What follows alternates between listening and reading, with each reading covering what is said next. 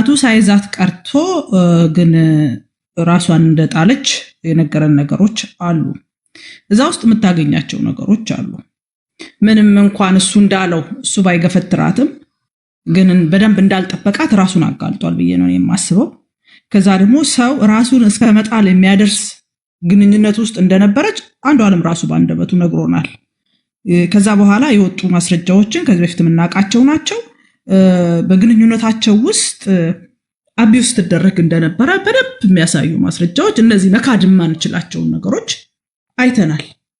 ይሄ ኢትዮጵያ ውስጥ ብዙዎቻችን ዞር ብለን ቤተሰቦቻችንን ብናይ እህቶቻችንን፣ አክስቶቻችንን በእንደዚህ አይነት እንትን ውስጥ እንዴት እያለፉ እንደሆነ በደንብ እንደ ሀገር ማየት እንድንችል በደንብ የሚያሳየን፣ ሰዎችን አናዶ ሰዎችን ህይወታቸውን እስከ ማጣት ድረስ የሚያደርስ ስራ ማድረግ ምንም ማለት እንዳልሆነ አይነት ነገር እንድናይ ይሆነናል። እኔ በሱ ኢንተርቪው ውስጥ የተረዳሁት ይሄንን ነው።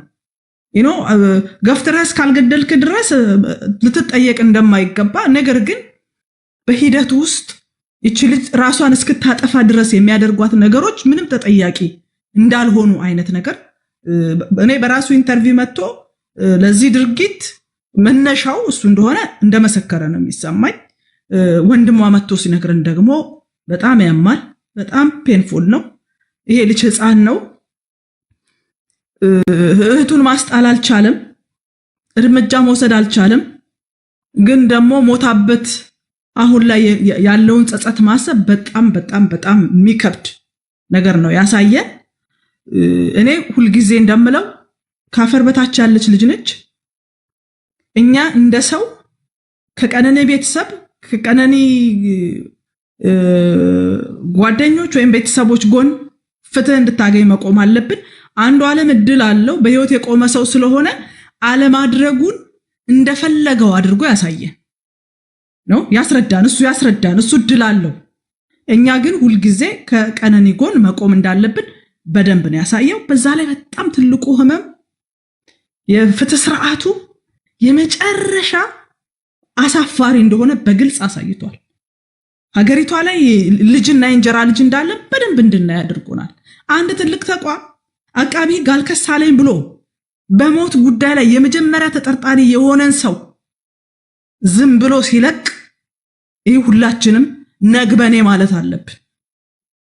እናውቃለን ለምን እንደተለቀቀ፣ በዚህ ጉዳይ ላይ ምን አይነት ተጽዕኖች ቀነኒን እኮ ፍትህ ያሳጣት የአንዷለም ታዋቂ ዘፋኝ መሆንና በተለይ ከፖለቲከኞች ጋር ያለው ከፍተኛ ቁርኝት ነው። ምንም የሐቁ ነው። ይቺ ልጅ እውነቷን ደብቆባት ቤተሰብ በመከራ ውስጥ እንደገና የሷን ፍትህ ለማስፈን እየተንከራተተ ያለበት ሁኔታዎች አይተናል። የመጀመሪያ ተጠርጣሪ ሆኖ እሱ ወጥቶ ነገሮችን ምንም ነገር እንዳላደረገ በነፃነት እንዲናገር ካደረከው በኋላ እንደገና መልሰህ አሁን ለመክሰስ ያለህን እድል በጣም የሚያሳጣ የፍትህ ስርዓቱ ደግሞ ደጋግሞ ኢትዮጵያ ልንተቸው የሚገባ። በነገራችን ላይ ይሄን እንደቀል ተሸፍኖ ቢወጣ የዚች ልጅ ደም ይጣራል። ምናልባት ስርዓት ሲቀየር ሌላ የሚጠይቅላት አካል ሊመጣ እንደሚችል መረሳት የለበትም። ኢትዮጵያውያን ከጎናቸው መቆም አለባቸው። ብዙ ማስረጃዎች እንደሚያሳዩት በሰዓቱ ገፍትሮ ባይጥላትም እንኳን በህይወቷ ውስጥ ግን ህይወቷን እስክታጣ ድረስ የሚያደርስ በቂ ምክንያት እንዳለ ከራሱ ኢንተርቪው ማረጋገጥ ችያለሁ። እኔ እሱ ገሏል አልገደለም የሚለውን ነገር የፍትህ ስርዓቱ እንዲነግረን እንፈልጋለሁ። ይሄን ካላደረገ ማንም ሰው ሊረሳው አይችልም። ሁሉም ሰው ቤተሰብ ስላለው ማለት ነው። ከዛ ደግሞ በጣም የሚያሳዝነው ነገር ልጁ ኢንተርቪውን ከሰጠ በኋላ ብዙ ሰው ወጥቶ ይሄን ሁሉ ነገር ሲያረጋ ለምን ያን ያልተናገርክ ምናምን የሚል ያደግንበትን የማህበረሰብ ስሪት እንዴት ረስተነዋል ማለት ነው። በባልና ሚስት ጉዳይ አትግቡ ተብሎ ሴቶች እህቶቻችን እኮ ከባሎቻቸው ተጣልተው ወደ ቤተሰብ ሲመጡ በይኔ ተመለሺ ተብላ እናት አባት እጇን ይዞ የሚመልስበት ማህበረሰብ እኮ ነው ያሳደገን። ተቻችለሽ ለፊ ቻዩ ግድ የለሽም ወንድን የምትሰራው ሴት ናት እየተባለ እህቶቻችን እኮ ምንም እንኳን መከራ ቢደርስባቸው ወደ ትዳራችሁ ተመለሱ እየተባለ ይሄ እያንዳንዳችን ቤት ያንኳኳ ነው። በነገራችን ላይ እያንዳንዳችን ቤት ብንሄድ እንዲህ አይነት ታሪክ አለ። ልክ እሱን እንደ ጥፋተኛ አድርጎ እኔኮ የተበደለን ሰው እንደገና መልሶ ጥፋተኛ የሚያደርግ ባህል ከየት እንዳመጣን ግራ ይገባኛል። ለዚህ ነው ህፃናት ልጆች ይደፈሩና ሲናገሩ የሚሰማቸው ሰው ከወላጆቻቸው ይጀምራል። አንቺ ነሽ ጥፋተኛ ይሏቸዋል። ለምን ሄድሽ? ለምን እንዲህ አይነት ልብስ ለበሽ? ለምን እንዲህ አይነት መልስ ሰጠሽው? ተብለው እንደገና የተጎዳውን ሰው የማሸማቀቅ ባህል ስላለ የተደፈሩ ህፃናት ልጆች የቅርብ ዘመዶቻቸው ደፍረዋቸው አይናገሩም። በደላቸውን እንደገና ራሳቸው ይዘው እንዲኖሩ የማድረግ በጣም አደገኛ የሆነ ባህል እንዳለን መርሳትም አያስፈልግም ለማለት ነው። ወደ እንደገና የቀነኒ ሲያንገበግበን እንደገና ደግሞ አማራ ክልል ላይ የተሰማው ደግሞ በጣም አሳፋሪ፣ በአማራ ህዝብ ዘንድ በምንም ሞራል በምንም መለኪያ ተቀባይነት የሌለው የአማራ ህዝብ ትግልን ሆን ተብሎ ወደ አሳፋሪ ታሪክ የመለወጥ እንደውም እኔ የምለው ይሄን ድርጊት ያደረጉ ሰዎች የአማራ ህዝብን በሌላው ማህበረሰብ ውስጥ እንደ አውሬ የማሳየት ለራሱም ጨካኝ ለራሱ ህዝብም የማይራራ ብሎ የአማራ ህዝብ ይዞት የተነሳውን ዋናውን ጥያቄ የመሸፈን ሸፍጥ የአማራ ህዝብ ላይ ተሰርቷል። እነዚህ ህፃናት ሴቶች ለዛውም እኮ ከ18 ዓመት በታች ልጆች በምንም መመዘኛ ሲሰልሉ ብታገኛቸው ህዝቤ ተፈናቅሏል፣ ህዝቤ ተገሏል፣ በየአካባቢው መከራ ደርሶበታል ብሎ የህዝቡን ድምፅ ይዞ የወጣ አካል ሲሰልሉ እንኳን ብታገኛቸው ወታደራዊ ቅጣት ልትቀጣ ትችላለህ፣ በማቆያ ልታቆያቸው ትችላለህ። ምክንያቱም ከአማራ ህዝብ የተገኙ የአማራ ህዝብ አብራክ ክፋይ ልጆች ናቸው። እነዚህ ልጆች ከሌላ ዓለም አልመጡም፣ ከሌላ ሀገር አልመጡም። በአካባቢያቸው ለነፃነት ወጥቶልኛል ብሎ ማህበረሰቡ ከሚደግፈው አካል እንዲህ አይነት የውርደት መርዶ ነው። ይሄ በጣም የሚያሳፍር ነው። በምንም መመዘኛ ይሄ የሞራል ልሽቀት ነው። ይሄ ትግል አይደለም። የራስን ማህበረሰብ እንደገና ማሳፈር የጭካኔ ጥግ የታየበት ይሄ ደግሞ በዓለም እንዲከተም በተለይ በጣም ያሳፈሩኝ ልክ ትልቅ ጀብድ እንደተሰራ አዎ እርምጃ ወስደናል ሲሰልሉ አግኝተናቸው ለምን ለመንግስት አዚፍ እያንዳንዳቸው ከመንግስት ጋር በየቀኑ ሲደራደሩ እንደሚውሉ እናውቃለን። እያንዳንዳቸው የግል ጥቅማቸውን ለማስፈጸም ምን ሲሰሩ እንደሚውሉ እናውቃለን። ግን እነዛ ምስኪን የደሃ ልጆች ግን ደማቸው ደመከልብ ተደርጎ የተቀመጠበት አሳፋሪ ነው። እዚህ ውስጥ የእውነት የአማራን ህዝብ ጥያቄ ፍላጎት ይዘው የወጡ ንጹህ ፋኖ ወንድሞቻችን እንዳሉ እናውቃለን። እነሱ ይህን ጥያቄ መጠየቅ አለባቸው። የወጣሁት እህቴን ልገል ነው ወይ? የወጣሁት የራሴ ማህበረሰብ መልሼ ላደማ ነው ወይ የሚል ጥያቄ መጠየቅ አለባቸው። ከዚህ ስራ ጀርባ ነው የሚታየኝ የአማራ ህዝብ በተለይ ፋኖ የሚለውን ስም በአሸባሪነት እንዲፈረጅ እየሰሩ ያሉ ኃይሎች ውስጡ እንዳሉ መታወቅ አለበት። የአማራን ህዝብ አንገት ለማስደፋት ነው። ይሄ ሆን ተብሎ የተሰራ ስራ ነው። በመጨረሻ በጣም የሚያሳዝነው ከዚህ በፊት ወታደር የነበሩ ልጆች ከመንግስት ጋር ጦርነት በነበረ ሰዓት ተገደሉ። ከዛ ጡታቸው ተቆረጠ።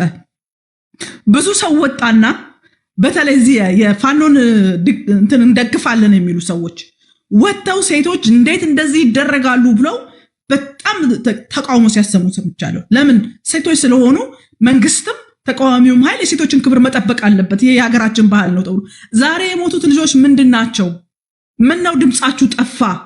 ስለ ፍትህ ከሆነ የቆማችሁት፣ ስለ ሴትነት ከሆነ የቆማችሁት ዛሬ ምን ድምጻችሁ ጠፋ?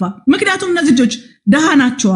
የነዚህ ልጆች ፖለቲካ ይዞ መምጣት ጊፍት አያሰጥም።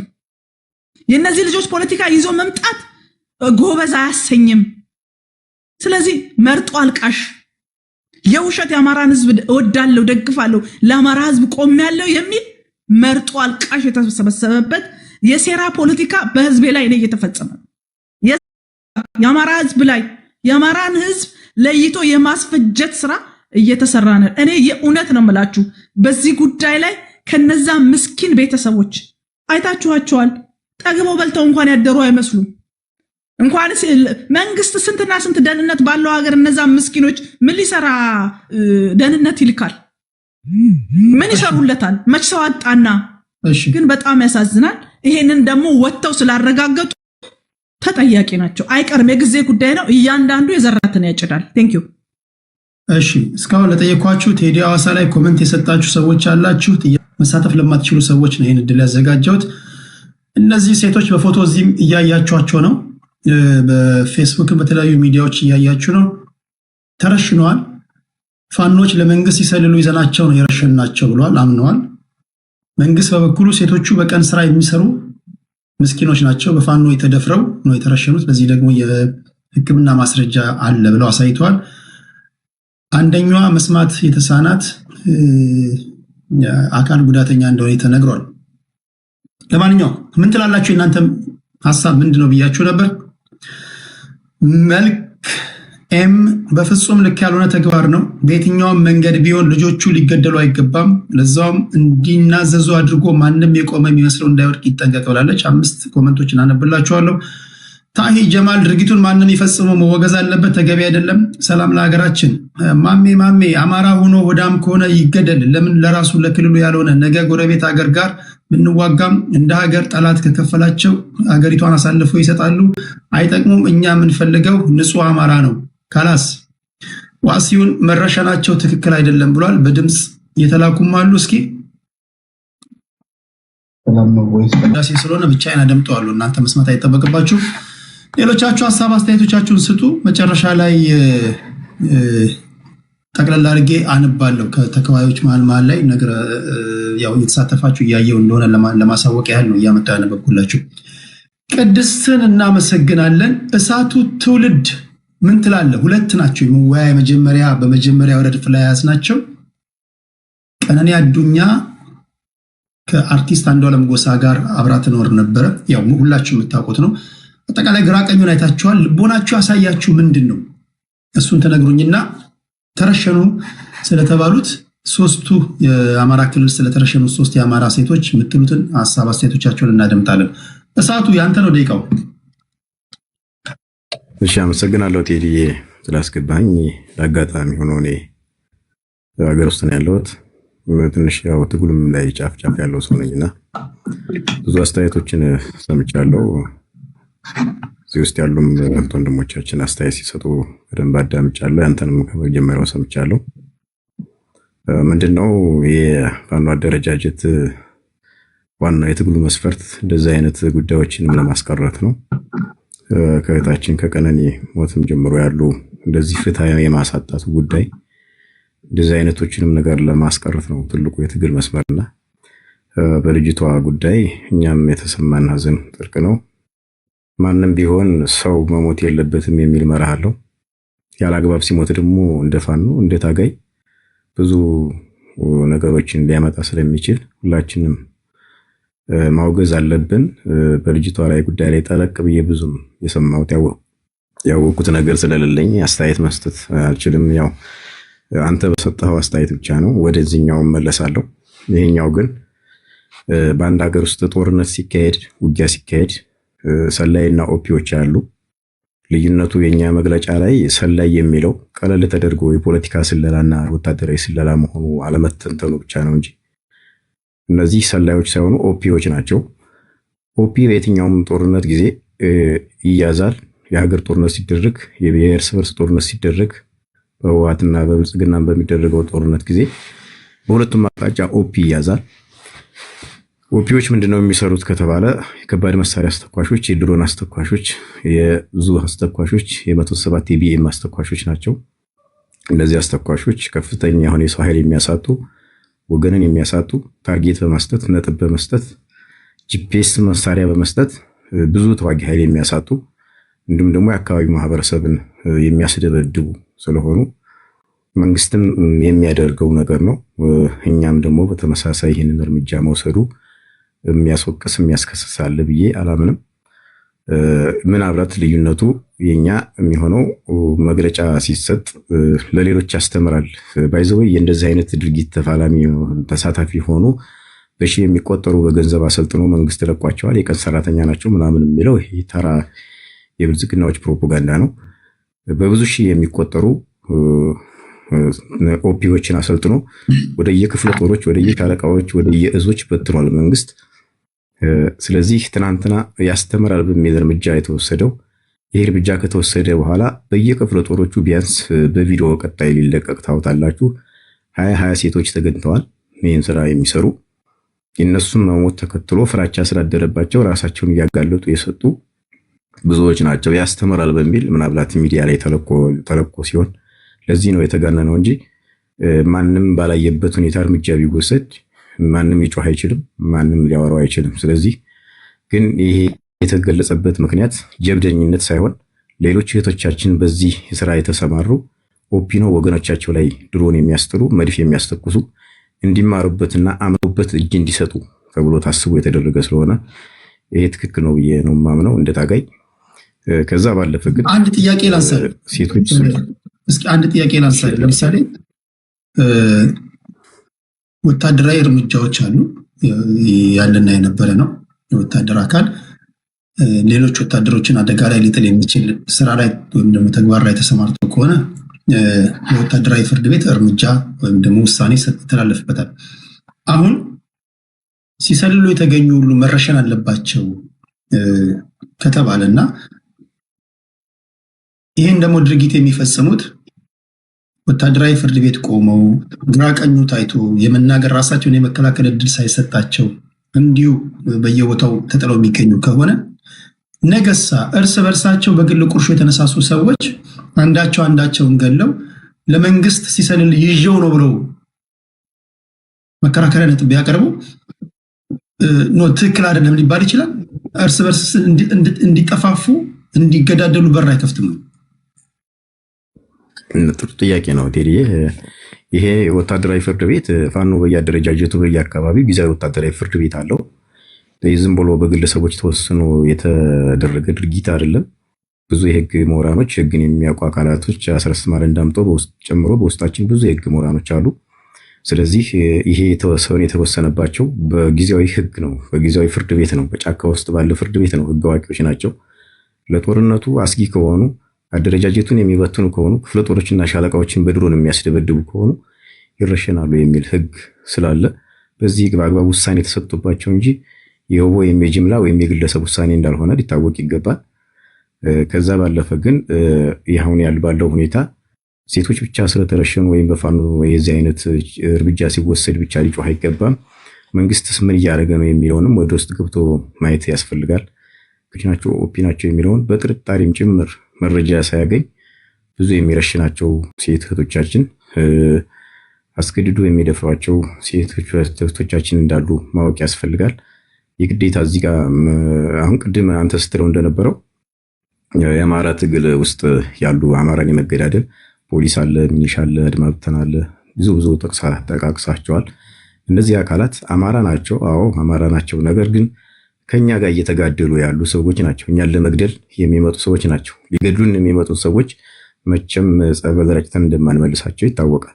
ስለዚህ የስርዓቱ ደጋፊዎች ናቸው። እኛ ደግሞ የስርዓቱ ተቃዋሚዎች ነን። ስርዓቱን ለመጣል ከስርዓቱን ደጋፊ መምታትና መግደል ግዴታ ስለሆነ ምክንያቱም ከፖለቲካ ውይይት ከጠረጴዛ ዙሪያ ውይይት አልፈን ወደ አፈሙዝ ገብተናልና የኛ ወገን ስለሆኑ እነሱ ሲተኩሱብን የኛ ናቸው፣ እኛ ስንተኩስባቸው ደግሞ ወገኖቻችሁ ናቸው የሚል ፖለቲካ ስለሌለ በዚህ እንዲታይ ይፈልጋለሁ። አመሰግናለሁ። ቴንክ ዩ። እሳቱ ትውልድ አስቀድሜ እንደነገርኳችሁ የሁላችሁንም የተለያዩ ሀሳቦች የመስማት ግዴታ አለብኝ። አዋይ ነኝ ብዬ እስከተቀመጥኩኝ ድረስ ቢቆረቁራችሁ ባይቆረቁራችሁ እንግዲህ ከግራ ከቀኝ የሚሸራሸሩ ሀሳቦችን መዋጥ አለባችሁ፣ መስማት አለባችሁ። እነማን እናንተ መስማት የምትፈልጉትን እየተናገሩ እንደሆነ አላውቅም፣ የእነማን ደጋፊዎች እንደሆናችሁ አላውቅም። የኔ ኃላፊነት እንዳልኳችሁ የተለያዩ ሀሳቦችን በአንድ ገበታ ማቅረብ ነው። ወደ አብርሽ እንሄዳለን። አብርሽ እሺ ምን ትላለህ አንተስ? እሺ ታንክ ዩ ቴዲዬ፣ እድሉን ስለሰጠኝ አመሰግናለሁ። በዚህ በሶስት ሴቶች ሲሰልሉ አገኘናቸው ተብሎ እርምጃ ተወሰደባቸው በተባለው ነገር ላይ ነው አስተያየት መስጠት የምፈልገው። አስተያየቴ ከምን ይነሳል መሰለህ? እንግዲህ እንደምታውቀው የፋኖ ትግል የህልውና ትግል ብለን ጦርነት ከተጀመረ ጊዜ ጀምሮ ወደ 3 ዓመት ሆኖታል። ፎር ዘ ላስት እንግዲህ 3 years ብዙ ነገሮችን ሰምተናል፣ አይተናል። ገዢው ፓርቲ ብዙ ታክቲኮችን ይጠቀማል። ለምሳሌ አማራ ክልል ውስጥ አሁን ያለው ችግር ምን መሰለ ቴዲ፣ በፋኖ ትይዩ ሌላ ፋኖ የራሱን አዋቅሯል አሉት። የገበሬውን ፍየል የሚሰርቁ፣ በሬ የሚሰርቁ፣ በግ የሚሰርቁ፣ ገበሬውን የሚያማርሩ፣ ህዝቡን የሚያማርሩ፣ ከከተማ ወጣ ብለው የትራንስፖርቴሽን እንትኖችን በማስቆም የሚዘርፉ ሌቦች ማለት ነውና ልክ ፋኖ ደርሶ ሲያሳድዳቸው ደግሞ እጅ ይሰጣሉ ማለት ነው። አሁን ሰሞኑን የምታየው ነው፣ እጅ እየሰጡ ነው ምናምን እየገቡ ነው ይባላል። እነዚህ የበግ ሌቦችና የአህያ ሌቦች ናቸው። የከተማውን ህዝብ የገጠሩን ህዝብ ያማረሩ፣ ፋኖ ደርሶባቸው ተከታትሎ ግር በግር ተከታትሎ ሊያጠፋቸው ሲሄድ ሄደው እጅ ይሰጣሉ ማለት ነው። ይሄ የምናውቀው ሀቅ ነው። ይሄንን ደውለህ ባህር ዳር፣ ጎንደር ደውለህ ኤኒ ራንደምሊ ደውለህ ህዝቡን ብትጠይቅ ህዝቡ የሚያውቀው ሀቅ ነው። ለምሳሌ እኔ አሁን ለምሳሌ ከንሰርን ሆኜ አገር ቤት ደውዬ አውቃለሁ። ምንድነው እየተደረገ ያለው ምናምን ብዬ ጠይቄ አውቃለሁ። አይ የመንግስት ፋኖች ናቸው፣ መንግስት ያደራጃቸው ሌባዎች ናቸው፣ ፋኖ ትክክለኛው ፋኖ ይሄን አያደርግም ይለዋል። አሁን ወደዚህ ወደ እርምጃ ተወሰደባቸው ወደ ተባሉ ሰዎች ስመለስ የተገደሉ ሰዎች እኔ ግድያን ዴዝን ሪጆይስ ማድረግ ልጅ አይደለሁኝም። ገባ? የሆነ ሰዎች ሲሞቱ አዝናለሁ፣ አልወድም። እጅግ በጣም የምጠላው ሰው እንኳን ቢሆን ተመክሮ እንዲመለስ ነው እንጂ የምፈልገው ሰው ተገደለ፣ ሰው ሞተ ሲባል ውስጤ በጣም ያዝናል፣ ይረበሻል። ግን አንደርስታንድ ማድረግ ያለብህ ፋኖቹ ለረጅም ጊዜ በድሮን እንዴት ነው ሲገደሉ የነበሩት? በድሮን ጓዶቻቸው ተገድለውባቸዋል፣ ታጣቂዎቹ ተገድለውባቸዋል። እንዴት ነው የተገደሉት? የተገደሉት ፋኖንን ብለው ሄደው ጆይን አድርገዋቸው መረጃ እየሰበሰቡ ሴክሬትሪ ለብልጽግና እየሰጡ ነበረ ሲያስመቷቸው የነበረው። ገባ? ሶ የፋኖ በዲሲፕሊን የሚታወቁ ናቸው። ባንክ እንኳን ዘርፈው አያውቁም። አማራ ክልልን እኮ ተቆጣጥረው ሙሉ በሙሉ ተቆጣጥረው ከሁለት ዓመት በፊት እኮ ተቆጣጥረው አንዲት ባንክ አልዘረፉም። እንዲያውም ባንክ አንድ ጥያቄ ብቻ ላንሳለሁ። እሺ፣ የክልሉ መንግስት ወይም ደግሞ የአካባቢው ነዋሪዎች በማንኛውም ሰዓት ሄደው ሊያጣሩት የሚችለው ነገር ነው። ቦታው ተጠቅሷል፣ ሰፈሩ ተጠቅሷል፣ የተገደሉበት ሁሉ የተጣሉበት ቦታ ሁሉ ይታወቃል። እኚህ ሶስት ሴቶች ተደፍረው ነው ከተደፈሩ በኋላ ነው እንደተገደሉ የሕክምና ማስረጃ የሚያሳዩ። መድፈሩንስ እንዴት ተባለ? ወይ ይሄን አልቀበልም። እንደዛ ተደርጎ ከሆነ ነውር ነው። ይሄንን ኮንዴም ነው የማደርገው። ተደፍረዋል። አይ ይሄን አልቀበልም። እኔ መጣራት አለበት። ፋኖ እንደዛ ያደርጋል ብዬ እኔ አላስብም። ከተደረገና ሆኖ ግን ከሆነ ይሄ ነውር ነው። ይሄ በጣም ከአማራ ህዝብ እሴት የወጣ ያፈነገጠ ነገር ነው። ይሄ በጽኑ መወገዝ ያለበት ጉዳይ ነው። ይሄንን ማለት ፈልጋለሁ። ግን መጣራት አለበት። ፋኖቹ ላይ ግን እንዳልኩ ነው። ይሄ የስፖናጅ አክት በዩናይትድ ስቴትስ በ1917 ላይ የወጣ የስፖናጅ አክት አለ። አንድ ሰው ገብቶ በስለላ የተገኘ ሰው ምንድነው የሚደረገው? ኢሌጋሊ ኦብቴኒንግ transmitting, disclosing national defense information or trade secret to unauthorized individuals or foreign trade secret to unauthorized individuals or foreign entities with intent to harm the US or aid foreign powers ይላል። ለምሳሌ እንደው የአሜሪካኖችን ህግና እናንሳና ምን ይላል? ፓኒሽመንቱ ምንድነው ይላል። በይሄ 1917 ላይ የወጣ የስፖኔጅ አክት ነው። aiding foreign government ይላል። so gathering / delivering defense info ላይፍ ኢምፕሪዝመንት ኦር ዴዝ በሞት ያስቀጣል። ባይ ዘ ዌይ በሞት ያስቀጣል። አሜሪካ ሀገር እኮ ነው እያልኳቸው ያለሁት። የመንግስትን ሚስጥር፣ የመንግስትን ኢንፎርሜሽን፣ የዲፌንስ ኢንፎርሜሽን ብቻ አይደለም ትሬድ ሴክሬት ሁሉ ለውጭ ሀገር መንግስት ያስተላለፈ በሞት ይቀጣል። ሚኒመም እስከ 10 years የምትቀጣው እስከ ሞት ድረስ ያስቀጣል። ስለዚህ እዚህ ጋር ፋኖቹ ለረጅም ጊዜ በድሮን ሲገደሉ የነበሩት ፋኖንን ብለው በመግባት የፋኖ ደጋፊ በመምሰል ለመንግስት ኢንፎርሜሽን አሳልፈው በመስጠት በጣም ብዙ ፋኖቹ ተገድለዋል። ስለዚህ እነዚህ ፋኖቹ ከዚህ በኋላ እርምጃ መውሰድ አለባቸው። ሄደ ከገባና ከተያዝክ if you are caught red handed ማለት ነው፣ ከተያዝክ ትገደላለህ ማለት ነው ከዚህ በኋላ። ምክንያቱም እንደዚህ አይነት እርምጃ የማይወስዱ ከሆነ ይገደላሉ ማለት ነው። ገባ? አሁን እነሱ ዜርባይ ምን እያደረጉ ነው? they are sending ሜሴጅ እያስተላለፉ ነው ማለት ነው። እንደዚህ የምታደርጉ ከሆነ እንደዚህ ልታደርጉ ከመጣችሁ እንዲህ አይነት እርምጃ እንወስድባችኋለን። ራሳቸውን ምን እያደረጉ ነው? ዜርባይ they are protecting themselves። ገባ? ስለዚህ ገብተው ከዚህ በኋላ ማንስ የመጨረሻው ጥያቄ አብርሃም። እሺ እኔ ለምሳሌ ከክልሉ ፕሬዝዳንት ጋር በማንኛውም ሰዓት የፈለኩትን መረጃ ደውዬ መቀበል ይችላል። ምክትል ፕሬዝዳንታቸው ተቋሚ ፓርቲዎችን መረጃ ይሰጡኛል፣ ያለውን ነገር አፕዴት ያደርጉኛል።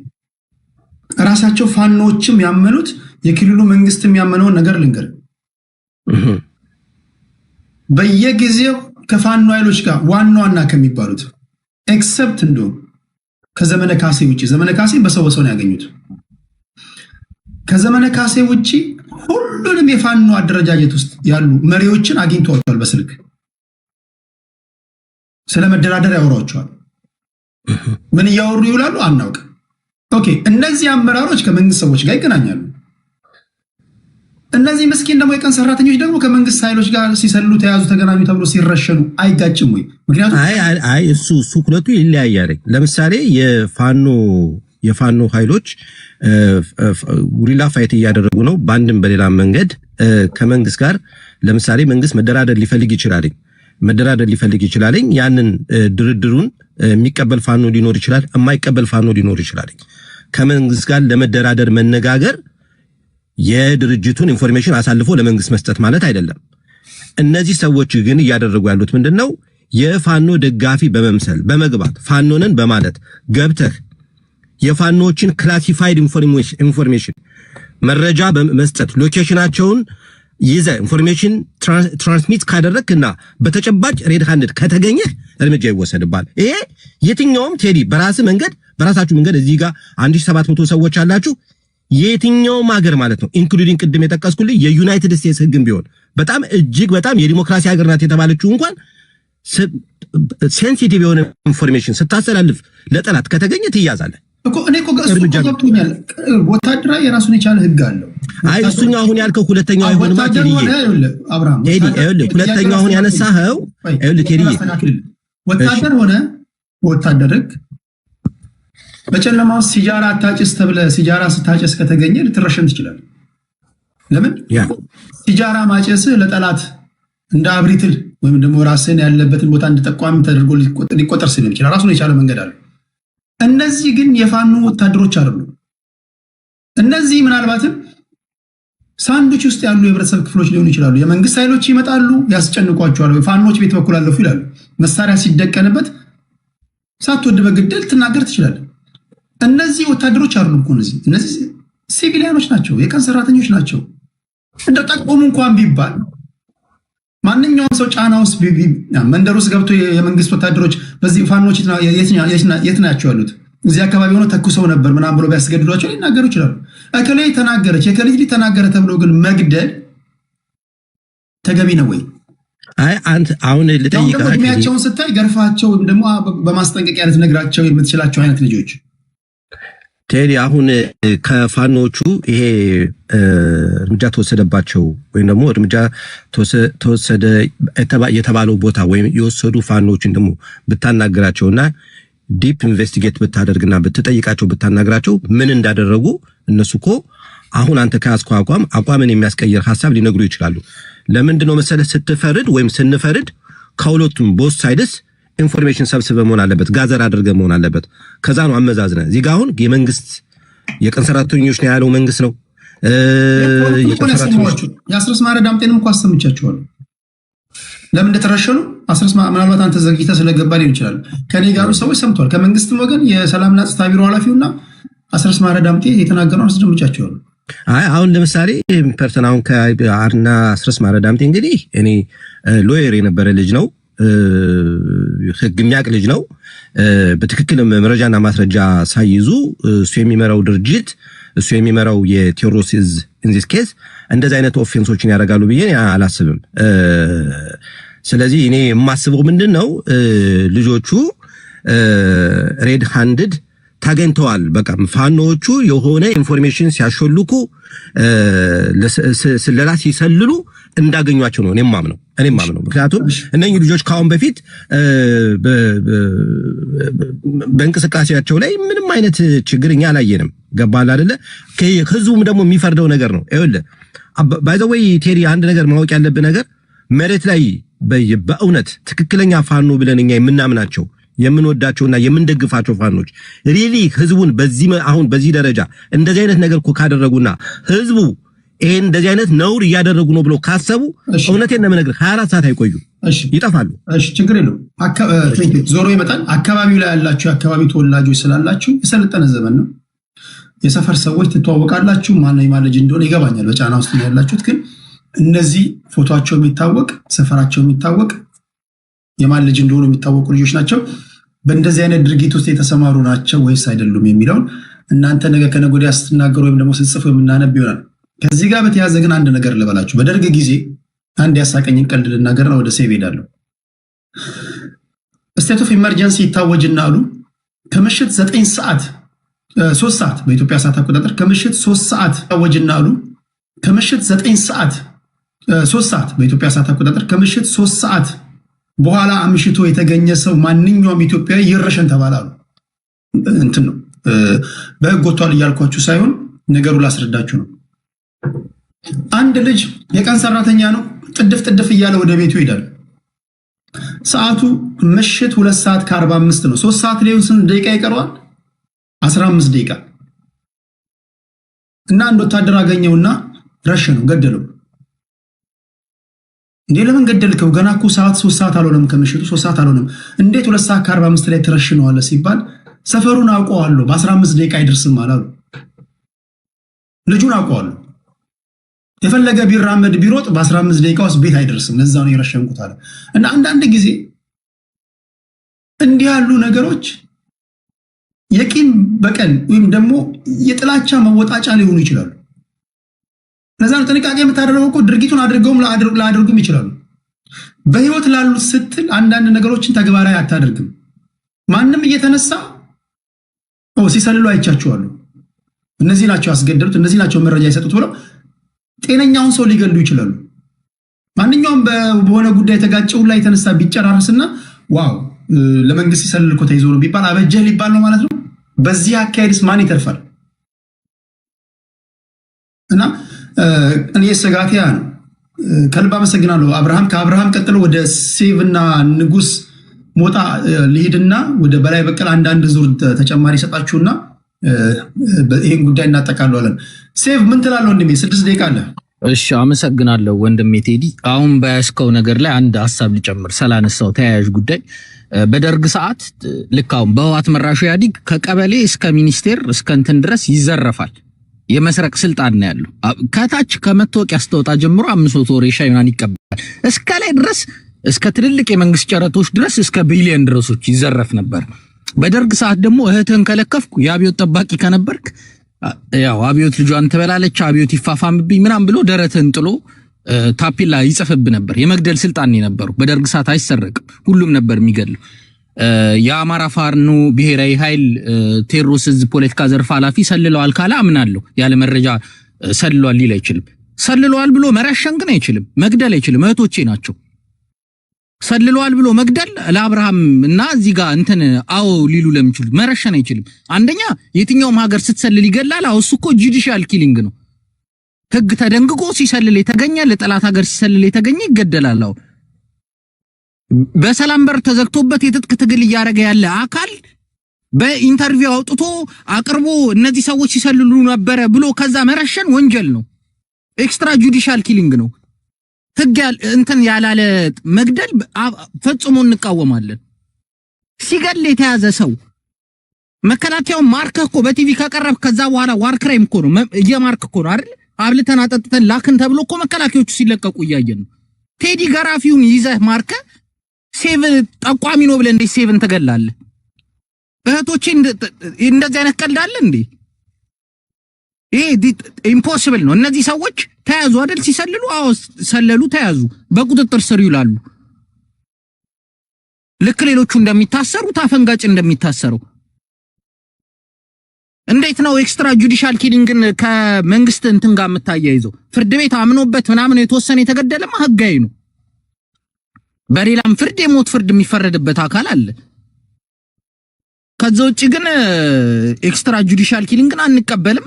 መረሸናቸው ተገቢ አይደለም። ተደፍሯል ምናምን የመንግስት ፕሮፓጋንዳ እንደሚሆን እርግጠኛ ነኝ። ምንም ጥያቄ የለውም። ያን የሚያደርግ እንትን የለም።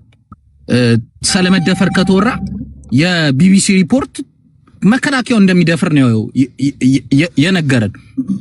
በጣም በጥቂቱ ሪሰርች ሰርቼ ከ6% በላይ ያውላ ሺዎች የተገኘው ባለፈው ተነጋግረንበታል ቴዲ መከላከያው ማስሬፕ እንደሚያደርግ ነው የጅምላ ደፈራ እንደሚያደርግ ነው እንጂ ፋኖ የወጣበትን ቀበሌ ላይ እየታገለ ያለ ዘው ያካባቢ ሰው ነው እየታገለ ያለው ቴዲ ወጣው ያደክበት ሐዋሳ አካባቢ ዘው ሰፈር ላይ እየታገልክ ምታቃትን ጎረቤትን ያክስት ልጅ አደፍርም ከሌላ በኩል የመጣ ነው ይሄን ወንጀል እየፈጸመ ያለው ይሄን ደግሞ ገለልተኛውን የውጭ ሚዲያዎችና እንትኖቹ ማጣርቷል ስለዚህ ተደፍሯል ብለን አናስብም መረሸን ግን በፍጹም እናወግዛለን በፍጹም አወግዛለሁ መረሸን በፍጹም አወግዛለሁ ሊሆን አይችልም አግባብም የለውም መከላከያው ሊገልህ የመጣ ድሮን የሚጥለው እኮ ሲያዝ እኮ እየተማረከ በቲቪ ከቀረበ ዋር ክራይም ነው ስለዚህ ተብሎ እኮ ይለቀቃል እኮ እና እነዚህ ሰዎች እነዚህ ልጆች መረሸን የለባቸው ምንም ጥያቄ የለውም አስገድለው ሊሆን ይችላል ምናምን ይታሰራሉ በቁጥጥር ስር ይውላሉ ያረጉት ተግባር ልክ ነው አላልኩም በዛ ላይ ጾታቸው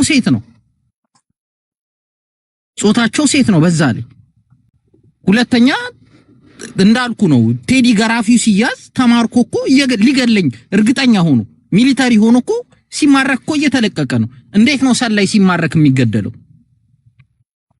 ሰላይ ሲማረክ እንዴት ይገደላል እና እርምጃ ብዙ ሰው ሊያስገድሉ ይችላሉ ምናን እርምጃው ሊሆን የሚችለው በቁጥጥር ስር መዋል ሁለተኛ ሊሰልሉ የማይችሉበትን አጋጣሚ ማስፈጠር ወይ ደግሞ በእስራት በመቅጣት ሌላው ከዚህ ተግባር እንዲቆጠብ ማድረግ ነው እንጂ በመግደል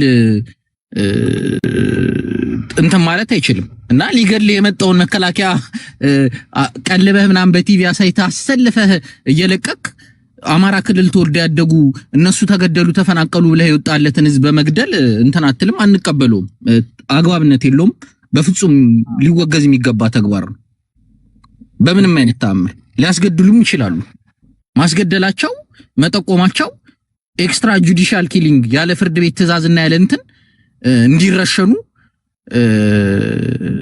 እንትን ሊሆን አይችልም ኦኬ ቴዲዬ በጣም አንድ ደቂቃ በጣም ከይቅርታ ጋር ቴዲዬ አንድ ደቂቃ አንድ ቆይ እንደዛ አይደለም ቴዲዬ አንድ ደቂቃ በእናትህ አይ ልጁ የተናገረው በጣም የማይሆን ንግግር ነው የተናገረው ቆይ ማህም የሚባል ነገር የለም እኔ ሊቆረቆረኝ ሁላችሁም ስለተስማማችሁ እኮ አይደል አንዳችሁ አንድ ደቂቃ ብትሰጠኝ ደስ ይለኝ ነበር እንደዛ አይደል ሌሎች ቁጭ ብሎ የሚያደምጡት እኮ ስለተመቻቸው አይደል አይ እንትን ዞሮ ይመጣል ጻፍና ዲባንክ ታደርጋለህ እሺ ቴዲዬ ማርሸት ጣዬ ታስታውሱ እንደሆነ ዛሬ 2 ዓመት ነው ምናምን ስንወያይ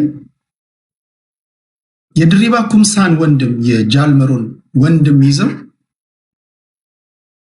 ለቀውታል እንዲሁም ደግሞ አንድ ስሙ ማላስታውሱ አንድ የመንግስት ሰው የመንግስት ሰው ነው አይ ቲንክ የመንግስት የብልጽግና ፓርቲ አባል ነው የብልጽግና ፓርቲ ደጋፊ ባለስልጣን ነው እንዲሁ በይቅርታ እንደተረሸነ ሰምቻለሁ እንደተለቀቀ ሰምቻለሁ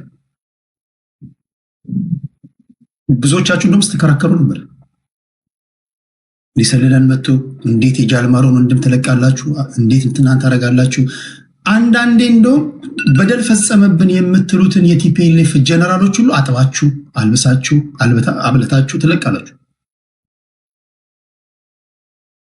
ምን ነው ተመሳሳይ እድል አንድ እድል ለአማራ ልጆች አሰጡም አንድ እድል እንደው ስሰልል እንኳን ተገኝታ ከሆነ ይሄ እንዴት አይታያል ነው እንደው ነገር ትክክል ነው ያልኳችሁ ሳይሆን እናንተ እንኳን በምትሉት የመጫወቻ ሜዳ እንኳን ላውራ እንኳን ብል ባለፉት 7 ዓመታት ሐሰተኛ ተረኩብን ገደሉን አፈናቀሉን ኢሰባዊ ድርጊት ፈጸሙብን እኔ እንኳን ተቀብዬ ስናገር የነበረ ማለት ነው እኔ እንኳን ከፍተኛ ትችት ማስተናገድበት ይሄን አደረጉብን የአንበሳውን ድርሻ ተጫወቱ የምትሏቸውን ዋና ተዋናዮች ይዘው ፋኖች ለቀዋል እነዚህ መስኪኖች ይሄን እድል አገኙ ማለት ነው ይሄን ሊታዩታላችሁ አብርሃም ዞሮ ይመጣል ደቂቃ አለኝ አይደለ ቴዲ ነው ጨርሻለሁ 6 ደቂቃ አንድ ደቂቃ አለ በማጠቃለያ አንድ ደቂቃ አለ ከዛ ወደ በላይ አንድ ደቂቃ ሊጨርስና ስልጣንም የለውም ማንዴትም የለውም የመግደል ማንዴት የለውም ህዝቡን ነፃ ሊወጣ የወጣን እንትነን እኛም እንደግፈው እኔ አሁን ፋኖን መደግፈው ቴዲ ያው ህዝባችን የሰላም በር ሙሉ ለሙሉ ተጠርቅሞ ተዘግቷል ብለን የትጥቅ አማራጭ እንደመጨረሻ ያቀረብነው በተደጋጋሚ ጊዜ እዚህ ቤትም አቅርቤ ያለው አልቅሱና ግቡ ምናምን ተብሎ ምላሽ ተሰጥቶ ምናምን አማራጭ ስላጣን ነው የትጥቅ ትግል የገባ ነው እንጂ የመረሸን ስልጣንም የለው ማንዴትም ፓወርም የለው። በቁጥጥር ስር ያውላል። ኦፊሻሊ ደግሞ የትም አርጎት አያውቅም። አሁን እሱ ያለው ፋርክ ሪቤል ነው፣ ኮሎምቢያ ላይ ነው። የትኛው ሪቤል ኦርጋናይዜሽን ነው ኦፊሻሊ ሲሰልሉኝ ነበር ብሎ አናዞ ሴቶች ልጆች የሚረሽ ነው? የትኛው ሪቤል ኦርጋናይዜሽን ነው? የትኛው የትጥቅ ትግል ነው? የትኛው ዓለም ላይ ነው? ኦፊሻል ስቴቶች ከሆነ ቻይናማ አሜሪካም ልትገል ትችላለች ስትሰልል አግኝተ። እንዴት ነው የትጥቅ ትግል ላይ ሰላይ ነው ብለው ኦፊሻሊ ያናዘ የምትገለው? አን ኦፊሻሊ እንኳን አሌጅድ ቢሆን ክስ ነው፣ አሌጅድሊ ነው የሚባለው። ኦፊሻሊ እንትን ብለ መግደል አይቻልም። እና እንዳልከው ለኦዴድ ያሳየውን ስስልብ ለገዛ ህዝብ አለማሳየት ተገቢ ነው ብዬ አላምንም። መረሸናቸው ፍጹም ተገቢ አይደለም። ኦኬ ቴንክ ዩ ሴፍ ከልብ አመሰግናለሁ። በዚህ ጉዳይ ላይ የመጨረሻ ዙር ነው የምናደርገው። ወደ ከበላይ በቀለ ወያ በፊት ንጉስ ሞጣ እሱን እንስማና ከዛ ወደ በላይ በቀለ ወያ እንሄዳለን። እሺ ይሰማል? ይሰማል። ቴዲ እንዴት ናችሁ ብያለሁ። አለን ስላስገባኝ አመሰግናለሁ። መጀመሪያ እሺ 6 ደቂቃ አለው እንደሚ እሺ። አይ እኔ እንኳን ስራ ላይም ስለሆንኩ የተወሰነ አስተያየት ልሰጥ ነው የገባሁት። አንደኛ ለአንተ አንድ ጥያቄ አለኝ። አማራ ክልል ፋኖች አንድ ነገር ተፈጠረ ሲባል መጀመሪያ ብቅ የምትለው አንተ ነህ።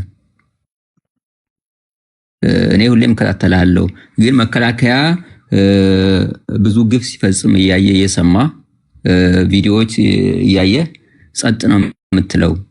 ይህ ነገር እኔ ይገርመኛል ሁሌም። ለምንድን ነው ህዝብ አይደለም ወይ አማራ ክልል የሚጨፈጨፈው? እናቶች፣ ህፃናት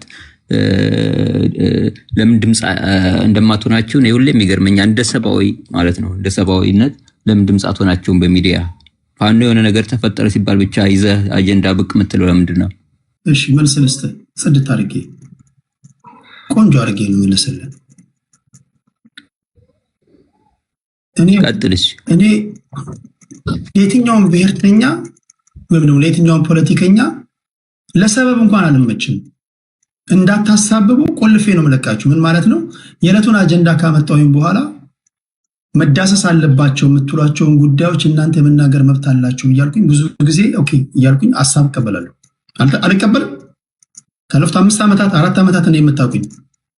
ይሄ በቀኑ ያየሁት ብዬ ከተናገርኩኝ በኋላ ይሄን ካልኩኝ በኋላ አማራ ክልል ላይ የተደረገ በደል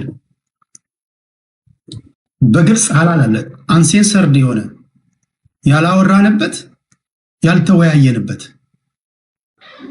የመከላከያ በደልም ይሁን የኦነግ በደል አንድም ቀን የለም።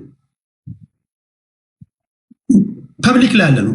አንሴንሰርድ ሳይቀረስ ሳይጨመር ሳይበረስ ሄዳችሁ በቀኑ ማየት ትችላላችሁ ቴዲ ሐዋሳ ዩቲዩብ ቻናል ላይ። ስለዚህ ክስ ወይ በቅርብ ጊዜ ነው እኔ ማየት የጀመርከው እንጂ እኔ በመጣሁበት ጊዜ አጀንዳ ሁሉ ስመጣ ጽፌ ነው መጣው በነገራችን ላይ ቴሌግራም ላይ። ስለዚህ አጀንዳ እኮ ቴዲ ይዘህ የምትመጣው እኮ አማራ ክልል የሆነ ነገር ሲፈጠር ብቻ ነው፣ ወይ ትግራይ ክልል የሆነ ሲፈጠር ይዘህ ትመጣለህ። ከዛ ውጭ በመከላከያ ኢትዮጵያ ለመጠለያ ውስጥ ያሉ የአማራ ኃይሎችን ሲያፈናቅሉ የኔን ያህል አጀንዳውን ያራገበ የለም። እናንተ ወይ ራስ በግል ስትፋጩ ማለት ነው። አሁን ነው ታኩር እንደው መርዳት የዛሬ 2 ዓመት ታስታውሱ ማለት ከኔ ጋር ያሉ የአማራ ልጆች አሉ። ብዙ አንከራከር። ዩቲዩብ ላይ ሄድና እያንዳንዱን ፈልገ ያላወራንበት ያልተወያየንበት ያላቃሰትንበት ዳገት የለም። ኢትዮጵያ ምድር ላይ የተከሰተ ነገር ሁሉ መልስ ነው ይሄ። በቃ ለመግናት እንዳትመቹ ነው ማድረጋችሁ ቢኮዝ ስለማቃችሁ ማለት አይ ቲንክ ሁሉም ሰው ይረዳኛል ያቀኛል ብዬ አስባለሁ። አንድም ነገር ኢትዮጵያ ምድር ላይ ተፈጥሮ ምናልባት ዛሬ ቲክቶክ ላይ ገባችሁ ወይም ደግሞ በቅርብ እኔን ማየት የጀመራችሁ ካልሆናችሁ በስተቀር ያላወራንበት ያልተወያየንበት የለም። እንደ አጀንዳ እንኳን ባላነሳው እሺ ሴቫችን የምትለው አለ ወይ? የምታስይዘው አጀንዳ አለ ወይ? ከፍ ያለው ቅድስት አብርሃም በላይ ሴቭ ንጉስ ሞጣ ብዬ የራሳችሁን አጀንዳ ሁሉ ተቀብያለሁ። ስለዚህ አንተ ፖለቲከኛው አንተ ታጋዩ የተፈጠሩ አበይት ክስተቶችን የመተንተኑ ኃላፊነት ያንተ ነው። እኔ እንኳን አላመጣውም እንኳን ቢባል እድል እየሰጠው ነው ለማለት ያለው። እሺ በዚያ ወድ የሚመለስ ነው። ንጉስ ሞጣ በተነሱ ሐሳቦች ላይ ሄድባቸው። አይ እኔ ቴሪ በተነሱ ሐሳቦች እኔ አስተያየት የለኝም። ምክንያቱም ይሄ አመራሮች የሚወስኑት ውሳኔ ነው። ምክንያቱም አንድ ሰው በስለላ ስራ ከተገኘ የራሳቸው ውሳኔ ነው የሚሆነው እንጂ እኔ ለምን ገደላችሁ ለምን አትገሉም ብዬ አስተያየት ልሰጣቸው አልችልም። ራሳቸውን የሚያውቁት ራሳቸው ናቸው። እኔ የፋኖ አባል አይደለሁም። እንደ ህዝብ በህዝብ ላይ ሲደርስ በደል እንቃወማለሁ። ያብይ ተቃዋሚ ነኝ። እኔ የዘርፍ የተረሸኑ ሴቶችን ሰምተሃል? ሰምቻለሁ። አዎ ሰምቻለሁ። እሺ ዜናውን ሰምተህ ምን ተሰማ? አይ እኔ ምንም ሊሰማኝ የተሰማኝ ነገር የለም። ምክንያቱም በትግል ዓለም ላይ የትም ዓለም ሊገጥም የሚችል ነገር ነው። እንደ እንትን ዝም ብዬ ማለት እንደ አጀንዳ ዝም ብለህ አንተ አቀረብኩ እንጂ እኮ አጀንዳ ስንት አጀንዳ እኮ ሀገር ላይ አሁን የሚፈጠር አጀንዳ ሶስት ሴቶች ተረሽነዋል፣ እርምጃ ወስደናል ብሎ እንትን ሰጥተዋል። እኔ ተከታትያለሁ። እሺ እርምጃ ወስደናል ብሎ መግለጫ የሰጠው ማን ነው? እኔ መግለጫውን አላዳመጥኩም። ቴሪ አስረስ ማረ ነው ምናምን ሲባል ሙሉን አላዳመጥኩም የሱን። ስለዚህ ታጋይ ነህ፣ አማራ ክልል ላይ የሚሆነውን ነገር አትሰማም። ታጋዮቹ የሚሰጡት መግለጫ አታደምጥ ማለት ነው? እከታተላለሁ፣ ግን ይሄ አጀንዳ ሊሆን አይገባም። ቴዲ ስንት አጀንዳ እኮ አለ እኮ አሁን አጀንዳ ሊሆን የሚችል ሀገር ላይ አሁን አንተ ይሄን አንድ አጀንዳ ይዘህ ትቀርባለህ እንዴ? ወንድሜ ሄሎ፣ አጀንዳ ለአንተ ለጆሮ የሚመች ብቻ አይደለም። ቢቢሲ ላይ እኮ የተወያዩበት ያለበት ጉዳይ እኮ ነው። አይ ቢቢሲ አጀንዳ ያራገብኩ ነው እኮ ያለው። አሁን አንተ እኮ ይሄን አጀንዳ እንደ እንትን ያራገበ አጀንዳ ለህዝብ እየሰጠን ያለው። አንድ ጊዜ ይሰማኝ። ኢትዮጵያ ምድር ላይ የሚፈጠር ነገር ሁሉ በገዢው ፓርቲ ሆነ በፋኖ ሆነ በኦነግ ሆነ ፖለቲከኛ ነው እኮ። ይሄ እኮ ትልቅ አጀንዳ እኮ ነው። ከዚህ በላይ አጀንዳ አለ እንዴ? ቢቢሲ ላይ እኮ መወያያ የሆነ ጉዳይ ነው። ዓለም አቀፉ ማህበረሰብ እኮ እያወራበት ያለ ጉዳይ ነው። ስለዚህ አስረስ ማረ ዳምጤ መግለጫ የሰጠበት ጉዳይ ነው። ቀለል አድርገው አንተ ንቀህ ነው መሞታቸውን ንቀህ ነው ይሄ ምን አላት ብለህ ነው? ማናቅ አይደለም ቴዲ። ከዛ በላይ ስንት ግፍ እኮ ብልጽግና እየፈጸመ አይደል እንዴ? ምን ማለት ነው? ማን ከለከለ? ያን ግፍ ተናገራ። ለምን አንተ በሚዲያ ያን ግፍ አታው? አንተ የማንን ጎፈሬ? እኔ እኮ ዜናውን ነግሬሃለሁ። አንተ አተነትንም እንዴ? ተንትን እኮ አልኩ። የማንን ጎፈሬ ታበጥራለህ? ተንትን ይኸው የአየር ሰዓቱን ተጠቀምና የተፈጠረብህን በደልህን አስተካክል፣ ተናገር። በጨዋ ቋንቋ ይሁን እንጂ ምን ችግር አለው? ማን ከለከለ? ኧረ እኔ በጨዋ ቋንቋ የምናገር እንዴ? አማራ ክልል የምናየው ነገር ነው እኮ። ነፍሰ ጡር ሳይቀር እኮ በድሮን የተገደለበት ክልል ነው። የተፈጠረብህን በደል ግፍ ከእንደዚህ ሴቶች ጋር ከወቅት ከዚህ አጀንዳ ጋር እያይዘ ተንትን ተናገር። ያውቀዋል እኮ ቴዲ፣ ሁሉም ያውቀው ነገር ነው። በየቀኑ እኮ የሚፈጸመውን ግፍ ትምህርት ቤቶች፣ ሆስፒታሎች፣ ክሊኒኮች እኮ በየቀኑ ይፈርሳሉ። ለምንድን ነው የኢትዮጵያ ሕዝብ ጸጥ የሚለው? ለምንድን ነው የማይቃወመው? እንደ ሰብአዊነት ለምን አይሰማውም? እኔ ሁሉ የሚገርመኝ እሱ ነው። ማለት ምን እስከሚሆን ነው ሰው የሚጠብቀው? አንድ ላይ ሆኖ ይሄን ብልጽግና የሚባለው ወንበዴ ስርዓት ለምን አያስወግደውም? እንደ ህዝብ ማለት ነው። ያን ነው እኔ ልል የምችለው። ምክንያቱም የአንዱ ህመም የሌላው ህመም ሊሆን ይገባል ማለት ነው። እኔ እሱ ጋር ማተኮር እንፈልገው እንጂ እኔ ሴቶች ተገደሉ ምናምን ብላ አጀንዳ ብታመጣ እኔ አልሰማም። ምክንያቱም ከዛ በላይ ስንት ግፍ እየፈጸመ ያለው ወንበዴ ማፊያ ብልጽግና አስተዳደር ያለ ለሶስት ሴቶች ተገደሉ ብለ ደግሞ አጀንዳ ይዘ ስለመጣ እኔ ያን ተቀብዬ ላራግብ አልችልም። እሺ ወንድም በቃ ይሄው ነው ወጥተው። አይ ይቅርታ፣ ያው እኔ ብዙም እንግዲህ ፖለቲከኛ አይደለሁም። ሳውን አንተ ፖለቲካ ቢቀርብስ በቃ በጣም እሳት የላሱ እሳት የሚተፋው አማራ ልጆች አሉ። አሁን አንተ ወይ ታፕ ብታደርግ ላይክ፣ ሼር፣ ሰብስክራይብ ብታደርግ ካላወቅ ማለት ነው። በዚህ ደረጃ አላውቅም ግን እያልክ ሀሳብ ከምትሰጥ የእነሱን ፖለቲካ ከምታበላሽባቸው እና እንደዛ ይሻላል ወንድሜ፣ አይሻልም? ምን ማለት ነው? እንደ ሰብአዊነት እኮ ስሜት ዋትሽን መናገር ድምፅ ራሱ አይወጣልህ። ተናገር ስትባል አትናገርም። ለመመጥመጥ ግን አንደኛ ነህ። ምላስህን ለመመጥመጥ ይፍታታል። ኦኬ የተፈጠረብህን ነገር ተናገር። አወራም። እናንተ ናችሁ እኮ እሳት የላሱ እሳት የሚተፉት ስንት ፖለቲከኛ ባለበት ተጋፍተህ ትገባለህ፣ አየር ትይዛለህ። ይኸው ማይክ ስትባል እኔ እንኳን የመጣሁት ለዛ አይደለም። ጋይስ ፖለቲካ ለሁላችሁም አይሆንም። ፖለቲካ ስትናገሩ ወይም ደግሞ ስታስረዱ ካልጣመላችሁ ተውት። ቁም ነገር እኔ ተውት። ሁሉም የራሱ ሙያ አለው።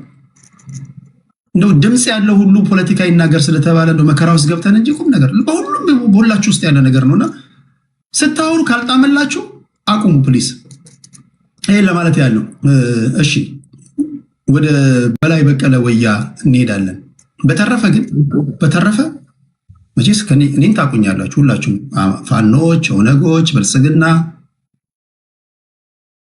ይኸው በዚህም አጋጣሚ እኮ መንግስት ያደረሰብን በደል እኮ ተናገርን ያልከለከለም እኮ በምሰጥህ ደቂቃ አስሎንጋ ሰዎችን አትሳደብ ጋጥ ወጣቱን እንጂ መች ከለከልኩ? ተንትን ብያለሁ እኮ።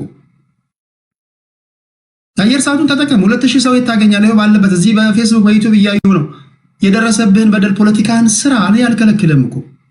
ያን ማድረግ ከከበደ ግን ችግርን ኤክስተርናላይዝ አታርግ ለማለት ያለው። እሺ ወደ መጨረሻው ዙር ደርሰናል። በዚህ ጉዳይ ላይ እናወራና ምናልባት አቅምና ጊዜ ካለን ደግሞ ወደ እንትኑ እንሄዳለን፣ ወደ ባህር በሩ ጉዳይ እንሄዳለን። ቢኒ እሺ ምን ትላለህ? ተረኛ መሰለኝ። በላይ በቀለ በላይን አንደኛ ላይ እናመጣዋለን በቢኒ ቦታ። እሺ በላያ 7 ደቂቃ ነው ወንድሜ፣ 6 ደቂቃ ማለዛ ያህልም አላወራም። እሺ ለማንኛውም ሁላችሁም እዚህ ቤትም ሆነ አሁን ለምሳሌ ሌላ ቦታ ሲሆን እሳደባለሁ። የሚሳደብ ሰው ካለ አሁን ይሄን ቤት ስለማከብረው ለምን እኔም የማይስማሙኝ ብዙ ሐሳቦች እዚህ ይነሳሉ። ማልናገርበት ምክንያት ከቤቱ ክብር አንፃር ነው። አሁን የፈለገ ሰው መጥቶ ምን ቢናገር ምናምን የራሱ አስተያየት ነው። እኔም የምናገረው የራሴ ሐሳብ ብቻ ነው። ይሄን ብቻ እንድሰሙ ነው የምፈልገው። ለምሳሌ ቴዲ እኔ አንድ ነገር ልንገርህ። አሁን እዚህ ጋር አንድ ወዳጅ ሳለ ስሙን አልጥረው ከጠራውት እሱ ስለሚያወራ የተናገረው ነገር እኔው የተማረ ይግደለኝ ሲባል ልክ እኮ ነው። መጥቶ የመግደል መብት የለም። ለምን ህግ የለም? ለህዝብ የሚታገል አንድ አካል 3 ሴቶችን አሁን ለምሳሌ መራዊ ላይ ማያቅ የለም። ከኔ ጋር የታሰረ ሰው እንዳለ ያውቅ። መከላከያዎች ቡና ስለጠጡ ብቻ ሰላይ ነሽ ብሎ 2 እጇንና እግሯን የቆረጧት ሴት እኮ አለች። ማያውቃለ መራዊ ላይ እስኪ ይሄኛው አሁን እቺን ሴት ማያውቃለ። እኔ አሁን ስሟን ባረሰው በጣም ብዙ ያልወጣ ጉር ነው ያለው። ይሁን አንተ የምታውቀው 3 ሴቶች አሁን ስለተገደሉት ምናምን ነው። መራዊ ላይ እኔ እንኳን ታሰረ እስር ቤት ውስጥ የመራዊ ልጆች እንኳን በፋኖ ተይዘው እንኳን እኔ ጋር የታሰሩ በዛ የሚናደዱ ነበሩ። መከላከያዎች ሄደው አካባቢው ላይ ቡና እሷ ጋር ስለጠጡ ብቻ ሰላይ ነሽ ተብላ እጇና እግሯ የተቆረጠ ሴት አለች። ማቅሶ የለም። ይሄንን ይውጣ ከተባለ 1 ሚሊዮን ነገር ነው ማውጣው። 1 ሚሊዮን በጣም ከይቅርታ ጋር እኔ ወርዳለሁ። ይሄ ልጅ አንደኛ የአማራን ፋኖ የሚያጥላላ የሚሳደብ ሰው ነው። አይ እግር የሚቆርጥ ፋኖ የለማ። ይሄ ነውር ነው። የአማራን ልጅ ማዋረድ ነው። አይ በጣም ከዚህ በላይ አንድ ያለን በቪዲዮ ምንድነው የምታሳየኝ? ያንተ ዘመዶች ናቸው የቆረጡት እያልኩ ነው። አይ አንዴ እኔ እኮ ወደዳችሁም ጠላችሁ በጣም ከእናንተ እኮ እግዚአብሔር ነኝ ያለ ቦታ የተገኘው ልጅ ነኝ እኮ። ያለ ቦታ የተገኘው ቀንጥሎኝ የተገኘው ልጅ ነኝ እኮ። እኔ የቤቱ አዋይ ሁሉንም ሐሳብ ሰማለሁ ካልኩኝ አንተ ተዋዩ ለምንድን ነው የማሰማው? እና ሁሉም ሰው እናንተ መስማት የምትፈልጉትን ነው መናገር ያለበት። ይሄ ነው እኮ የመሰረታዊ ችግራችሁ። ወደድክም ጠላህም ፋኖ ደጋፊ ቢመርህም ባይመርህም ቢጎመዝዝም ትውጣለህ። ካንተ ተቃራኒ ሐሳብ ትሰማለህ። አይመችም። በእግዚአብሔር ፍቅር ለለምን እንዳትመጣ ነው ቤት። ኦነግ ደጋፊ ቢመርህም ባይመርህም ካንተ ተቃራኒ ሐሳብ ሲንሸራሸር ትሰማለህ። ብልጽግናም እንደዛው። ወደድክም ጠላም በቃ ውይይት መሆን ያለበት ይሄ ነው። አይ እኔ መስማት የምፈልገው ነው መስማት ያለብኝ ካልክ ቤትን ከፍተህ ጩህ። አንድ አይነት ድምጽ ኢኮ ቻምበር ማድረግ ትችላለህ። እዚህ እንዳትሞክረው። እዚህ የተለያየ ሐሳብ ማስተናገድበት ቤት ነው። ስትሰደብ ብቻ ነው ድምጽ ማሰማት የምትችለው። መሰልጠን አለብን ማይ ፍሬንድ። መጀመሪያኛ መሰልጠን አለብን። እዚህ ቲክቶክ ላይ እስካለው ድረስ እኔ ይሄን ነው በቃ ወደድክም ጠላህም ይሄን ነው ማስተምረን። ቢመርህም ቢጣፍጥህም ትሰማለህ የሰው ሐሳብ። ኢንተራፕት አታርቁ። እሺ በላይ ያቀጥል ወንድሜ። ያለው አሁን እዚህ ጋር ያለው ወንድሜም የተናደደው የሚያናድድ ነገር የለም። ምክንያቱም ካንተ በላይ እኔ ከ1400 ፋኖች ጋር አብሬ ታሰርያለሁ፣ አብሬ መከረኝ በልቻለሁ። ስለዚህ እኔ ብናገረው በቦታው ላይ ስለሆንኩ ተአማኝነት አለው። ሌላው ደግሞ እኔ ጋር አብረው የነበሩ ሰዎች ካሉ እሱን መቃወም ይችላሉ፣ መከላከል ይችላሉ። ውሸት ከሆነ ግን ለምሳሌ መራዊ ላይ መከላከያዎች ቡና ስለጠጡ ብቻ ቦታው ላይ ሰላይ ናት ተብላ የተቆረጠች አለች። ምንም ይሄ የሚታወቅና እዛ አካባቢ የማይታወቅ ነገር የለም። ሌላው ቦምባት ላይ የሆነውን እኔ አሁን አላወራችሁም። ይሰማል ቴዲ? እኔ ይሰማኛል። እዚህ ይሰማችኋል? ቦምባት ላይ የተደረገውንም ከፈለጋችሁ ተናገሩ ካላችሁ ይናገሩ። ድምጽ ታፍኗል። አሁንስ ቦምባት ላይ የተደረገውም ነገር ይነገር ካላችሁ እናገራለሁ። ድምጽ ታፍኗል። ይሰማል? አይሰማም ቴዲ? ለሌሎች አይሰማችም። እዚህ ላለን ብቻ ነው የሚሰማን። እስኪ አሁንስ እኔ ከዚህ በላይ እንዲላወራ ምንድነው? ኤርፒስ ምናምን የተጠቀምክ ነው? ኧረ የለውም። ስልኩ ነው። ስልኩ ይሆናል። ስልክ መቀየር አለበት በላያ። እሺ ኧረ በጣም ወድ ስልክ ነው። ታክሳችሁ ስሙ የሌሎቹ ይጮሃል። የበላያ እንደምን ታክሳችሁ ስሙ። እሺ ቀጥል በላያ። እንደምን ታክሳችሁ ስሙ። አንደኛ ሌላው ቦምባት ላይ የተደረገውን ራሱ ማያውቅ ሰው የለም። እዛ አካባቢ ያለ እንዳለ ሁላችሁ የምታውቁት ነው። አሁን ይሄ ነገር እየገነነ ሲመጣ ህዝቦች እኮ በየሶሻል ሚዲያ ላይ እኮ መንግስት ነው ፕሮፓጋንዳ ነው እየተባለ ነው እንጂ እናቱን የገደለ ፋኖ አለ 50 ሺህ ብር እንኪ ተብላ እያየን እኮ ነው። በቪዲዮ ላሳያችሁ እንዴ። አሁን እዚህ ጋር ቴዲ አንተ ቤት ባይዘጋብህ አባቱን የገደለ ፋኖ አለ በጥይት እየታየ ወደ ቤት ተመለስ ስላለው ብቻ የገደለ አለ የለም እንዴ? እንደው እንደ ንጹህ አታርጉ። ንጹህ አርጋችሁ የምታወሩ ሰዎች ራሳችሁን ቆጠብ አርጉት። ከዚህ ውጪ ሴቶችን ደግሞ መግደል 3 ሴት መግደል እኮ ማለት 3 አማራ ሴት ስገል 3000 ትውልድ ነው እያጠፋ ያለው። ደደብ ካልሆንክ በስተቀር ይቅርታ ቴዲ አንተ ቤት ስለተሳደብኩ እሺ ይቅርታ። ደውና ተጠቀም። 3 ሴት ስትገል እኮ ያቺ 3 ሴት ናት እኮ ዘር ማስተላለፊያ መንገድ ናት። 3 ሴት ሰላይ ነች የብልጽግና ብለ ስገል ዘርህን ይኸውል 30 ወንድ ብገል እኮ ይሻላል። 3 ግን ስገል ስንት ዘር ማስተላለፊያ መንገድ እንደዘጋ ላንተ እየታወቀ አይደለም ቴዲ። በዚሁ የመጨረሻውን አስተላለፍ የሉጣ ሰዓት እንዳልወስድ። ሌላው የባህር በር ነው። እኔ አንድ ኢትዮጵያዊ ነኝ። ሁሉንም ኢትዮጵያዊ እንደራሴ ነው የምወደው። ሁሉንም ኢትዮጵያዊ እወዳለሁ። ኢትዮጵያንም ሀገሬንም እወዳለሁ። የባህር በር ያስፈልጋል ብዬ ነው የማስበው። ወጣቶች ተዘጋጁ ተብላችኋል። ተዘጋጁ። ወንድምህን ከምገል የገዛ ወገንህን በብሔር ተከፋፍለ ከምገል እንዲህ አይነት ነገር ከመጣ ተዘጋጅ። ባህር በር ከመጣ 20 ብር የምገዛው እንጀራ 5 ብር ይገባላል። ቢያንስ እንኳን ኑሮ ይረክሳል። ማስበው እንደዛ ነው። እንመልሳለን። እሺ ቴንክ ዩ በላያ ጎበዝ። አንድ ምናልባት ግራ ለገባችሁ ሰዎች አንድ ደቂቃ ፈቀዱልኝና ልንገራችሁ። ይሄ የውይይት ቤት ነው። የውይይት ቤትና የትግል ቤት ይለያያል። ሁለት መለየት አለባችሁ እኮ። ለምሳሌ ጠጅ ቤትና አረቄ ቤት ስገባ ላይ ፍላጎትን አውቀ ነው የምትገባው። ጠጅ መጠጣት ፈልጋ አረቄ ቤት አትገባም። ከገባ የጠጅ ቤቱ ባለቤት ችግር አይደለም፣ ያንተ ችግር ነው። ይሄ የውይይት ቤት ነው። ውይይት ማለት አንተ የምትናገረው ይደመጣል። ከዛ ማይክን ታጠፋለህ።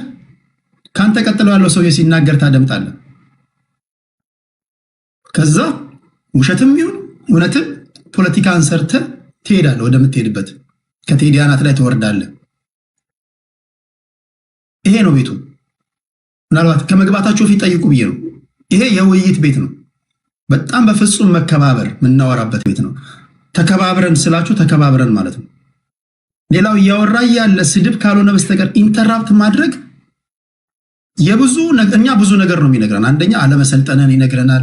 ሁለተኛ ችግር እንዳለብህ ይነግረናል። ሶስተኛ ለሰዎች ክብር እንደሌለ ይነግረናል እንጂ ሰው እያወራ ያለ ኢንተራፕት አድርጎ መበጥበጥ፣ አንተ ተደምጠ ሌላውን መበጥበጥ ነውር ነው እና በዚህ አውድ ነው ፕሊስ። በተረፈ እኔ የሁላችሁም ሐሳብ እዚህ ይስተናገዳል ካልኩ ሁላችሁም ተናግራችሁ ትሄዳላችሁ። በኔ ይሁንባችሁ።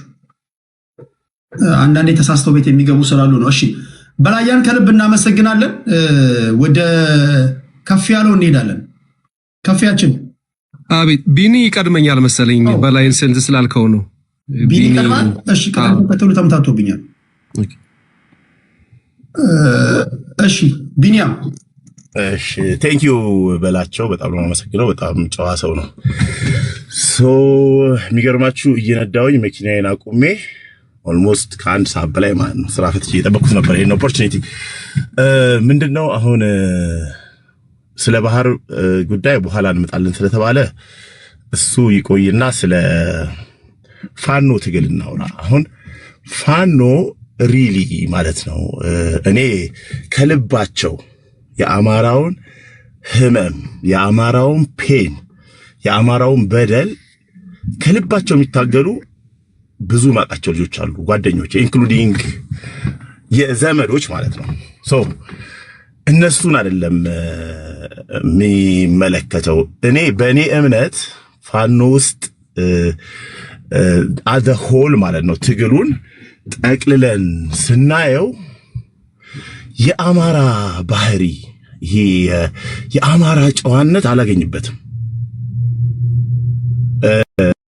ሶስት ልጆች መገደላቸውን ጀስቲፋይ አድርጉ ፍትህ ያው ማይሆን ጢሻ ውስጥ ተገለው ተደፈሩ የሚለው እሺ ኮንትራቨርሻል ነው። ካድሬዎች ነው ምናምን ኦኬ፣ እሱን ተገደሉ በሚለው እንኳን ያንን ጀስቲፋይ ሊያደርግ የሚታገል አማራ እኔ አላውቅም። የአማራን ጨዋነት ያሳደገውን ከብት አላርድም የሚል ነው አማራ። ይሄ ነው እኔ ማውቀው አማራ። እዚህ ዳያስፖራ ከሆንን በኋላ ምሰማቸው ነገሮች ሪሊ አማራን አላውቀውም ማለት ነው እስክል ድረስ ማለት ነው ቱ ዘ ሌቭል ዳት እነሱ ጋር ማይሆን ሰጣ ገባ አስገባ ማለት ነው። ግን ፋይናሊ በሂደት የተረዳሁት ምንድነው አማራንን ብለው ከኔ ጋር በቃ ትንቅንቅ የሚሄዱ ሰዎች በጣም ሻክ ያደረገኝ ምንድነው ብለድሊ ማለት ነው ዲኤንኤያቸው አማራ ሳይሆኑ ነው ያገኘዋቸው። እኔ ፖለቲካ አላውቅም ነበር፣ አሁን ነው እየገባኝ የመጣውና ሪሊ አሁን መጣው ኤክስትሪሚስት ኤኒቲንግ ቱ ማች ሲሆን ሬድ ፍላግ ነው፣ ሰስፒሺየስ ነው። እና አሁን ቴዲ አንተ ቤት ኮምፎርታብሊ እንዲማወራው ለምንድን ነው የኢትዮጵያዊነት ስሜት መዓዛው፣ ሽታው፣ ጠረኑ ኢትዮጵያ ስለሚሸት ነው። you're younger than us I don't know ይሄን ሁሉ ማስተዋል ከእንዳመጣው አላውቅም። ግን አሁን ስትናገር ቅድም በኢህአዲግ ተወለድኩኝ እኔ ኢህአዲግ ሲገባ የ4-5 ያክል ተባለ ነበርኩኝ ገባ የ9-10 ዓመት ልጅ ነበርኩኝ ኢህአዲግ ሲገባ። አንተ በዛ ሲስተም ተወልደህ እንደዚህ ማድረግህ አሜን I don't know አንተ የምታመሰግነው ሰው ይኖራል እንደዚህ ስለቀረጹ ማለት ነውና ምን ማለት ነው እኔ ማቃት ኢትዮጵያ እስልምና መፍትሄ ጀስቲስ ፍትህ ሲዛባባቸው መተው ፍትህ የጠየቋት ኢትዮጵያን ነው ማቀው። እኔ ለሷ ኢትዮጵያ ነው የምታገለው። ንጉስ አርማ ዘመን በነብዩ መሐመድ ጊዜ ፍትህ ከአረብ ሀገር ተጉዘው መተው ተሰጥቷቸው የልዑሉ ልጅ ምን ታውቀው ታሪክ ነው። ያቺን ኢትዮጵያ ነው ማቀውና ኢቨን አፍሪካ ዩኒየን ኢትዮጵያ መሆኑ ፖለቲካል ፓወር መሆኗ ኢትዮጵያ ከአፍሪካ አንደኛ ነች በፖለቲካ ፓወርና በዲፕሎማሲ ፓወር። ያ በነፃ የመጣ አይደለም። እና በዚህ ውስጥ ደግሞ የአማራው ትልቁን ድርሻ እንደሚወስድ አውቃለሁ። ሁላችንም አማርኛ የምናወራው እኮ ስሪቷ የኢትዮጵያ ስሪቷ አብዛኛው የአማራ አሻራ ያለባት ነችና አማራ ይወክሎ እንደዛ የሚያደርጉ ሰዎች እኔ I don't have a word ግን they are extremists። እና ይሄንን ለማለት ነው። ሰዓቴን ጨርሻለሁ ወይስ ገና ነኝ?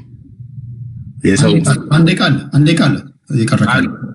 አንድ ደቂቃ ኢን ኮንክሉዥን ምንድነው የኔ አቋም ማለት ነው ማንም ይምጣ ማንም ማለት ነው ማንም ይምጣ ማንም የኢትዮጵያን እስከመራ ድረስ ሙስሊምም ይሁን ጁም ይሁን ኦርቶዶክስም ይሁን ፕሮቴስታንትም ይሁን እኔ ከዛ መሪ ጋር ነኝ።